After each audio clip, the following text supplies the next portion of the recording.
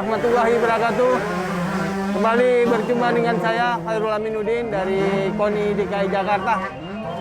Pagi ini saya sengaja datang bersama teman-teman kru di Humas.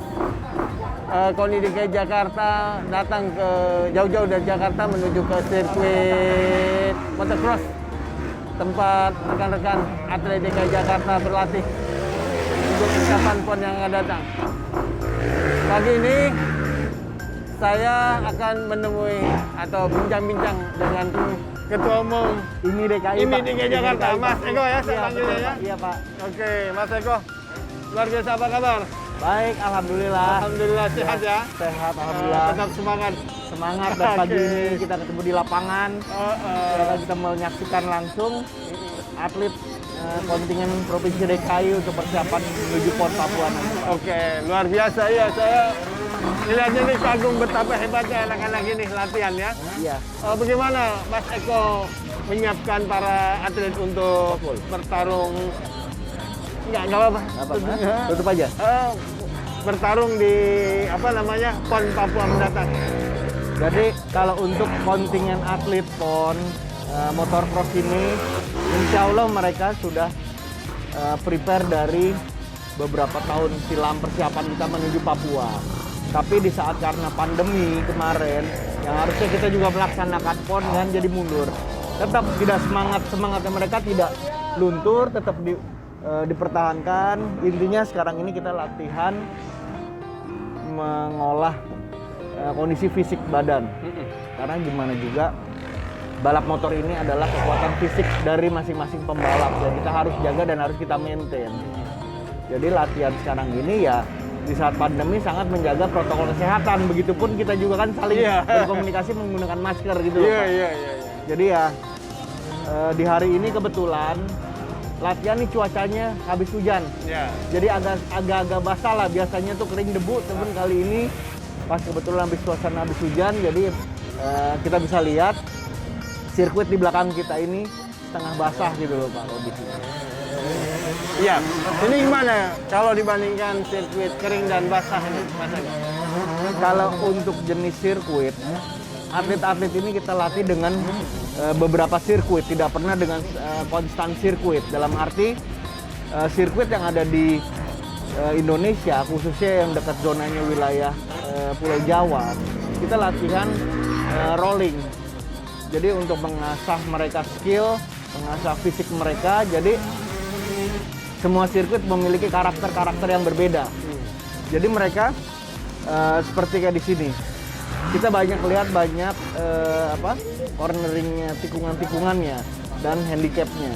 Jadi konturnya flat, tetapi banyak handicap yang disajikan. Tetapi ada beberapa sirkuit yang memang kontur tanahnya sudah berbukit, jadi bervariasi. Mereka kita gembleng dan mereka kita latih dengan berbagai macam medan dan cuaca, karena gini, di setiap daerah memiliki karakter cuaca yang berbeda semua Pak, nggak sama. Nanti apalagi kita menyikapi PON Papua. Di Papua nanti kita nggak tahu suhunya berapa, kontur tanahnya bagaimana, apakah jenis tanahnya tersebut padat, keras, atau lengket. Itu berbagai macam karakter tanah yang ada di Indonesia. Semua nggak akan sama. Tetapi kita persiapan persiapan untuk masing-masing atlet, karena gini, settingan motor setiap pembalap berbeda dan karakter cara mereka membawa pun juga berbeda. Ada yang memang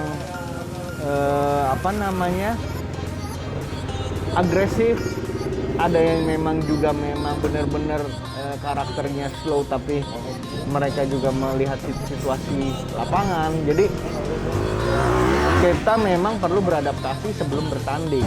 Jadi misalnya kita akan bertanding di lokasi A, mungkin 2-3 hari atau seminggu sebelumnya kita udah latihan guna untuk men-setting kendaraan tersebut. Setting baik dari suspensi, dari ban, dari suhu badan kita. Itu semua kita sinkron seperti itu Pak. Mas Eko, tadi disebut Anda melakukan berbagai latihan di berbagai medan. Iya. Kemudian kita tidak tahu di Papua nanti seperti apa medan tempurnya ya. pernah dilakukan survei atau mendapatkan informasi seperti apa nanti sehingga teman-teman atlet-atlet DKI bisa menyiapkan? Kalau untuk motocross, jenis tanahnya kita udah tahu di sana seperti apa. Oh, Karena apa itu? Hitam, merah, atau apa? nggak Pasir? karakter tanahnya kita sudah tahu di sana seperti apa. Kan kebetulan Seperti apa itu maksudnya? kontur jenis tanahnya yang ada di sana itu Seperti apa? karakternya memang kalau hujan dia nggak hancur seperti bubur, tapi menjadi lengket. Oh, Nah di situ kebetulan kan cabang balap motor ini ada motocross dan balap motor road race sirkuit. Road race, ya. Nah kebetulan atlet-atlet kita yang mengikuti road race mereka sudah berlatih di sana. Mungkin udah ke 5 kali mereka latih tanding dan bertandingnya benar sudah, latih tandingnya sudah dan setting kendaraan kita udah 50-an. Jadi di dalam pandemi ini teman-teman balap motor udah latihan di sirkuit yang akan dipergunakan nanti. Akan tetapi untuk motor cross sirkuit di sana belum dibangun, tapi venue-nya kita sudah tahu. Oh, Sedang proses tahap pembangunan tetapi belum final. tapi makanya terus mempersiapkan ya. Iya. Tadi disebut latihan fisik, ya. Sebenarnya apa bentuk latihan fisik atlet?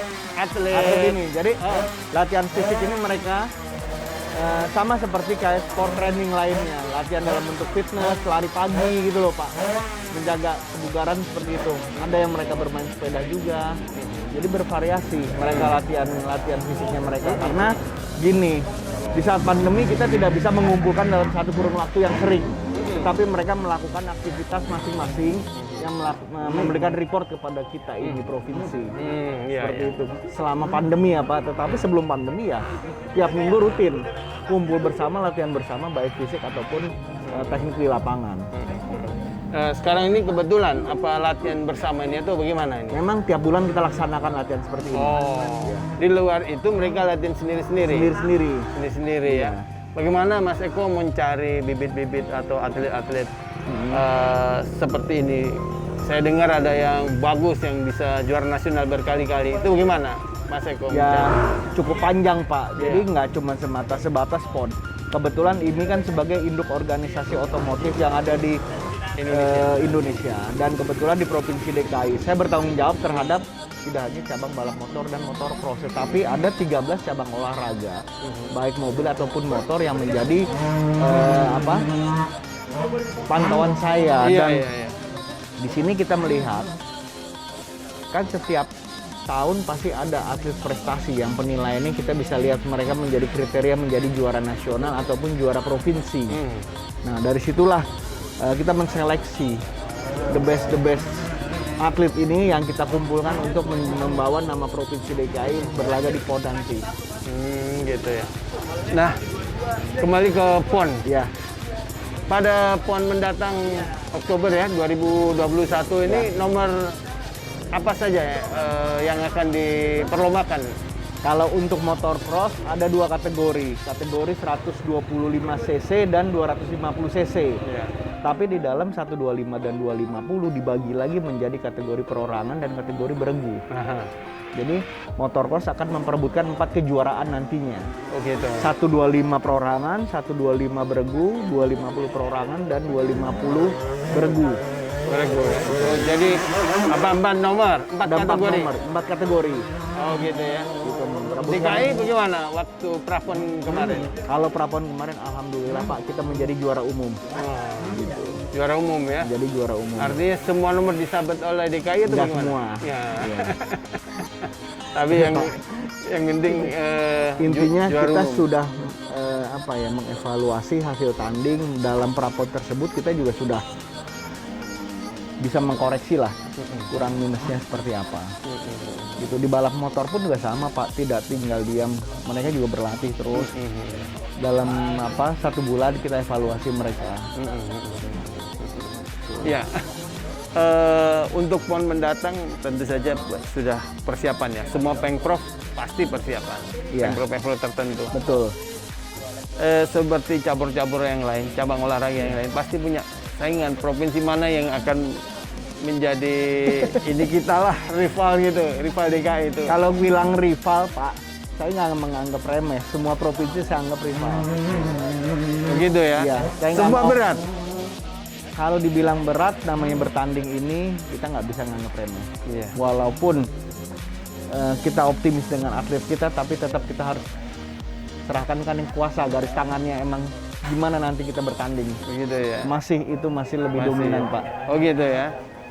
Bukan punya ngintip-ngintip. Oh, misalnya dari provinsi yang ini, oh si A nih, wah luar biasa. Semua teknik. semua bisa berubah. Berubah. Oh semua begitu. bisa Kenapa berubah. begitu ya? Karena kan nggak hanya manusia, tetapi kendaraan. Oh. Kita fisik kuat semua, tapi kendaraannya nggak kuat, nggak finish. Iya iya iya. Skill bagus, motor kurang. Iya kan banyak faktor lah. Kita nggak tahu. Nah seperti kalau itu. motor bagus, semua settingan oke, semua didatangkan ahli motor yang hebat. Nggak bisa juga Pak. Nggak bisa juga. Tiba-tiba lagi fight, lagi head to head, ada yang nubruk. Kejadian Oh. Prapon kemarin kita udah leading Pak, ditabrak dari belakang. Oh. Mau diapain? Nah kalau kayak gitu pelanggaran atau apa itu? Ya pelanggaran, tapi kan buat apa? Kita mau proses, kita juga udah nggak bisa ngejar terlalu jauh untuk menyusul lagi. Proses lain hal. Yang kita cari adalah juara gitu Iya. kan. Karena gini, dalam bertanding itu nggak semata-mata kita nggak mengejar juara. Itu memang iya. Tetapi teamwork di sini kita harus solid semua. Karena kalau kita bicara pertandingan, kenapa saya bilang kita nggak bisa menganggap remeh. Semua sama, semua ada rival terberat kita. Kalau kayak kemarin contoh kayak Prapon, ada tim order Pak, kita tahu provinsi tersebut nggak menang. Dia di belakang, saat kita menyusul dia nabrak kita. Oh. Mau apa? Itu Nyata nyata terjadi, itu. nyata. Waktu Prapon kemarin. Iya, Waduh. dia bukan provinsi yang di depan, dia di belakang. Tapi karena dia tim order, saat kita overlap, pembalap kita ditabrak, terus mau bicara gimana? Secara regulasi ikut proses, tetapi atlet kita kan sudah ketinggalan jauh posisinya. Ini cara-cara kecurangan yang salah satunya itu Ya ya. banyak faktor lah, makanya kita nggak boleh takabur. Ada lagi nggak cara lain yang Mas Eko ngelihat ini bagaimana? Banyak Pak, Salah satu, coba sebutkan yang banyak tadi itu. Misalnya apa lagi? ya banyak. Selain tadi menabrak sengaja, Ya, ya ini DKI ini. satu dijepit bisa, kita ditinggal untuk meloloskan kami. Karena kan kita akan dilepas bersama-sama. Gimana caranya kita untuk cabang motocross ini dalam start bersamaan. Dan karena start motocross ini sejajar Pak ya, beda sama balap motor. Kalau balap motor berdasarkan posisi, jadi mundur. Mana yang di depan, dia tetap di depan, tidak berubah. Tapi kalau motocross, mau dia tercepat di babak penyisian tetap aja start sama. Iya. Gimana cara kita bisa meloloskan diri untuk meninggalkan rival-rival ini? Antara supaya tidak dicurangin tadi itu. Bukan Atau bagaimana? bukan tidak dicurangi, tetapi semua faktor masukin tikungan pertama, kedua itu kunci utama dulu kita bisa kabur. Karena semua mau masuk berbarengan, mau Iya. maksa. Iya, bareng terus ke arena sempit Iya, begitu ya. Betul. Gimana kita untuk kabur dari situ? Itu ya, Iya, banyak faktor lah Pak. faktor ya. Tapi paling tidak kita harus optimis dengan atlet dan kita percaya sama yang di atas. Kalau emang ini rezeki kita akan menjadi juara. Amin. Mas, tadi disebut ada kelas apa namanya? 125, Ya. ada 250. Iya. Apakah seorang pembalap atau atlet disebutnya apa? Pembalap apa atlet? Kalau Ini pembalap Pak. pembalap ya. Kalau seorang pembalap masuk di kelas 250 cc, motornya begini kan. Apakah dia harus melalui kelas yang Ada lebih- kelasnya. Motocross ini dari jenjang cc kecil naik dari cc berapa dari itu? 65, 80, 125, 250 sampai up yang 400 pun ada. Oh, ada 400 ya. Jadi sebelum dia ke 250 cc pasti 125 cc 125 dulu. Kan jenjangnya itu, Pak. jenjangnya ya. Tidak itu. mungkin dia tiba-tiba harus 250 Nggak cc. bisa, Pak. Tidak bisa ya. Skillnya gini loh. Dalam balap ini seorang pembalap dia harus menguasai dirinya sendiri. Yang dia lawan dirinya dulu sendiri. Seperti apa itu? Perlawanan terhadap Karena diri gini, sendiri. kita nggak bisa bilang lawan kita adalah si ini dengan kendaraan lebih kuat, nggak bisa. Kita harus melawan diri kita sendiri. Kemenangan itu ada di diri kita. Kita harus tenang, kita harus bisa menahan emosi, kita harus bisa menjaga ritme, stamina di dalam race tersebut harus konsisten dalam mengemudikan kendaraan. Itu kita harus pahami di situ dulu. Oh gitu ya? Iya, karena nggak, jadi istilahnya kita yang membawa motor, bukan motor yang membawa kita. Iya, Aneh nih. iya karena gini. Kok bisa begitu ya? Kalau kita punya skill, punya kemampuan, motor, kita mau bawa motor ini kemana aja bisa. Tapi kalau orang nggak punya skill, motor kencang, dia yang akan kebawa sama motor tersebut. Jadi motor yang mengendalikan si pembalapnya ya? Kita Oh, harus kita harus- mengendalikan motor, bukan motor yang mengendalikan kita. Gitu ya? Iya, karena sangat bahaya Pak. Ini resikonya terlalu tinggi. Dan CC-CC-nya juga besar. Karena mereka tidak memiliki skill yang mumpuni, yang ada kita di bawah motor Pak. Gitu loh. Nah itulah, makanya banyak faktor, banyak hal yang memang harus benar-benar kita sikapin. Iya. Ini pemirsa mungkin susah sekali dan mungkin jarang balap motor ini tampil ke publik ya, kecuali orang-orang tertentu yang punya penggemar. Dibandingkan sepak bola, bulu tangkis gitu ya. Apa yang disampaikan Mas Okyo ini luar biasa. Tidak-tidaknya tahu bahwa bagaimana kita mengendalikan motor itu ya. Iya. Bukan motor Mengendalikan kita. Iya. Ya, Mas Eko.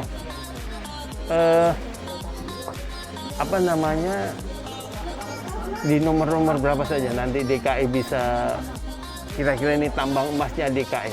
Optimis. Semua nomor itu, beregu, Iya. 125 cc Iya. maupun yang 250 cc. Iya. Satu regu itu berapa orang, Mas? Kalau beregu itu 2 orang. 2 orang ya. Seperti apa penilaiannya? Maksud saya gini, misalnya pembalap katakanlah si Ali nih tampil bagus, atau dia bareng-bareng berangkat sama rame-rame, penilaian seperti Berangkat bareng-bareng, tetapi dia harus menjaga konsisten ritmenya. apa? Karena gini, di setiap finisher itu memiliki poin. Poin tertinggi 25, 20, 15, 10. Jadi itu akan dikombin nanti. Kita finish ke berapa? Misalnya kita finish ke 1, tapi teman kita finish ke 10. Di Iya. jumlah total poinnya akan kalah sama yang posisi 2 dan posisi 3. Karena poin mereka dekat. Iya, Seperti iya. itulah. Oh. Strategi-strategi yang kita harus atur nanti di lapangannya. Iya. Meskipun dia juara, nanti kalau di putaran lap keberapa gagal, Enggak. Yang di depan sama yang di belakang ini harus bisa membaca ritme. Kalau gapnya terlalu jauh, total poin mereka tidak akan bisa menjadi juara.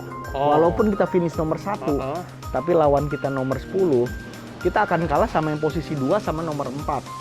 Poin 2 sama 4 di jumlah lebih tinggi dengan 1 lawan 10. Nah, itu. Jadi- karena 10 ini mengurangi angka yang pertama. Iya, betul. Karena yang 1 mendapatkan angka 25 poin. Iya. Yang ini hanya 1. Iya. Berarti total 26 poin. Iya. Tetapi kalau posisi 2 kurang lebih dapat 20 tambah posisi 4 10 30. 30. Diadu Menang dia. menang dia. Ketika beregu dia yang dinyatakan menang. Betul. gitu. Jadi harus benar-benar teamwork ini harus kuat dan matang. Oke, Mas, ada yang perlu kita tanya nih. Iya. Soal sirkuit, kan kalau awam melihatnya lompat-lompat gitu Iya. kan, cuma lompat ini kemiringan tertentu. Dalam sirkuit itu apa ada standar? Ada. Lompatannya harus sekian, gundukan tanahnya. Ada. Nah itu gimana? Bisa diceritakan? Pemirsa Jadi, biar paham nih. Gini, kalau sirkuit ini nggak cuma sirkuit motor pro saja, tetapi Iya. semua sirkuit sarana balap itu memiliki standar dalam arti panjang lintasan. Iya. Panjang lintasan itu setiap sirkuit berbeda-beda. Dalam arti kita tidak boleh juga terlalu kencang karena ada batasannya. Iya. Karena ini menyangkut safety. Begitupun untuk bikin handicap seperti kalau motocross untuk jumpingannya atau tabletopnya itu juga harus di posisi tidak boleh yang membahayakan, harus di posisi lurus Pak. Gitu loh. Jadi pembalap pun semua punya ancang-ancang untuk terbang dan untuk mendarat. Itu semua harus ada jarak-jarak yang disesuaikan. Nggak boleh main dia mendarat langsung belok. Nah itu bahaya, yang bahaya seperti itu nggak bisa. Jadi datangnya jalur panjangnya panjang sekali, habis dia terbang landing langsung belok. Nah itu nggak boleh Pak, harus ada space dulu untuk titik pengereman brakingnya dia baru bisa masuk. Ya. Itu artinya ada ketentuan ya, Ada ketentuan, internasional maupun iya. nasional ya. Jadi semua itu ketentuannya kita mengikuti internasional itu. Iya. Karena dasar IMI itu badan dunianya adalah FIM. Nah FIM inilah yang menyusun standarisasi balap antar negara di dunia ini. Jadi kita mau balap kemana aja semua standarnya sama, tidak ada perbedaan. Hanya karakter dan kontur tanah dan suhu yang berbeda di setiap masing-masing negara. Itu ya. Tapi kalau standar bentuknya, tikungan, tajamnya atau gundukannya berapa? Itu ada gundukan standarnya. ya. Walaupun bentuk sirkuit bervariasi, tapi jarak satu kesatuan permainannya itu ada. Ada ya. Berapa meter meter ya bentuk tikungan, Betul. ketajaman tikungan gitu ya. Di situ tidak boleh misalnya dari tikungan itu kita harus kosongin jarak untuk penonton. Kenapa? Apabila ada accident, motor lepas, penonton pun di luar zona tersebut. Jadi mesti kita pikirin faktor safety-nya juga gitu. Oh begitu ya. Baik, saya pikir perbincangan kita seperti itu, semoga bisa dipahami bagaimana motocross ini dipersiapkan termasuk atlet-atlet DKI.